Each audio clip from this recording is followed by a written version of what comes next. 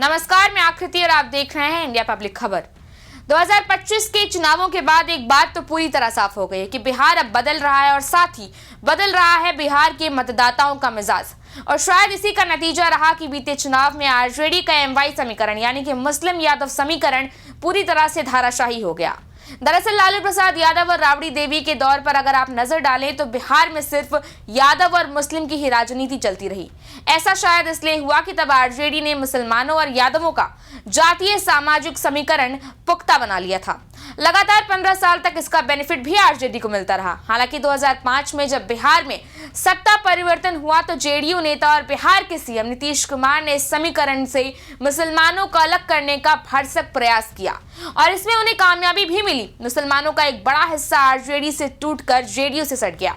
मुसलमानों के विकास के लिए नीतीश कुमार ने रणनीतिक ढंग से उनमें फॉरवर्ड और बैकवर्ड की दो कैटेगरीज भी बना दी। यही नहीं, बैकवर्ड मुसलमानों के हित में तो नीतीश ने कई तरह की योजनाएं भी शुरू की। उनके मन मिजाज के अनुरूप नीतीश का आचरण भी रहा। यहाँ तक कि उन्होंने 2013 में नरेंद्र मोदी की पीएम उम्मीदवारी का भी विरोध किया। नतीजतन इससे नीतीश कुमार के प्रति मुसलमानों का झुकाव और भी ज्यादा बढ़ गया। आरजेडी को मुसलमानों ने हाशिए पर धकेल दिया। आप इसे इस तरह समझ सकते हैं कि 2010 में आरजेडी सिर्फ 22 सीटों पर सिमट गई थी। 2020 अपवाद रहा जब जेडीयू से कोई भी मुस्लिम कैंडिडेट विधायक नहीं बना, जबकि जेडीयू ने 11 मुस्लिम उम्मीदवार भी उतारे थे। बिहार विधानसभा चुनाव के 1990 से 2025 तक के अगर आप आंकड़े देखें तो यादव और मुस्लिम बिरादरी के विधायकों की संख्या लगातार घटती जा रही है और जाहिर है कि लाख प्रयासों के बावजूद बिहार की राजनीति लंबे समय से जातीय समीकरणों पर ही आधारित रही है। शुरुआती दिनों में मुस्लिम यादव गठजोड़ ने आरजेडी जैसी पार्टियों को मजबूती दी, लेकिन 2025 के विधानसभा चुनाव परिणामों में यह समीकरण टूटता हुआ नजर आया। एनडीए की 202 सीटों पर प्रचंड जीत के साथ यादव विधायकों की संख्या 2020 के 55 से घटकर इस बार 28 रहेगी। बता दें कि ये 1990 के बाद सबसे कम संख्या है। आरजेडी के मजबूत एमवाई समीकरण और नीतीश कुमार के आकर्षण के बावजूद मुस्लिम विधायकों की संख्या भी घटकर 10 से 11 ही रह गई। ये भी 1990 के बाद की सबसे कम संख्या रही। आपको बताते चले कि बिहार में मुसलमानों की कुल आबादी 17.7% है। यादव जाति की आबादी 14.3% है, यानी कुल 32% आबादी ऐसी है जिस पर आरजेडी अभी तक अपना दबदबा बताती थी। ऐसे में इन दोनों जातियों की 1/3 यानी कि 1/3 आबादी के बावजूद उनका प्रतिनिधित्व घटना कई सवाल खड़े करता है।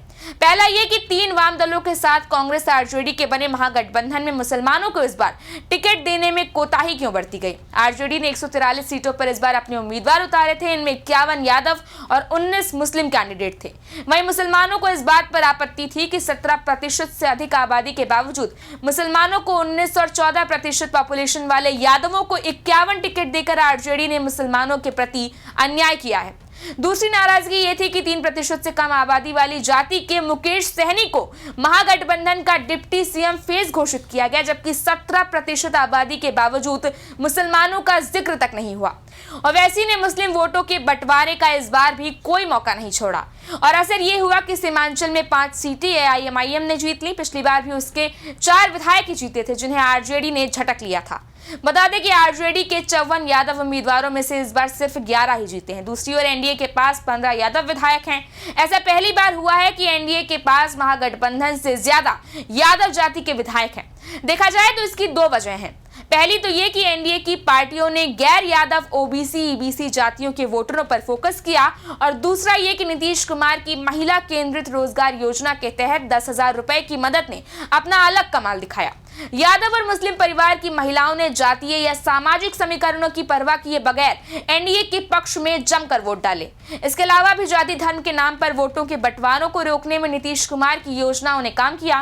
नीतीश ने बिजली बिल में छूट, महिलाओं को 10,000 नगद रुपए, सामाजिक सुरक्षा पेंशन की राशि बढ़ाने और किसान सम्मान निधि के 6,000 रुपए में राज्य सरकार की ओर से और 3,000 जोड़ने के ऐलान से जाति और धर्म का बंधन इस कदर तोड़ा कि 2025 के चुनाव में एनडीए के पक्ष में छप्पर फाड़कर वोटिंग हुई।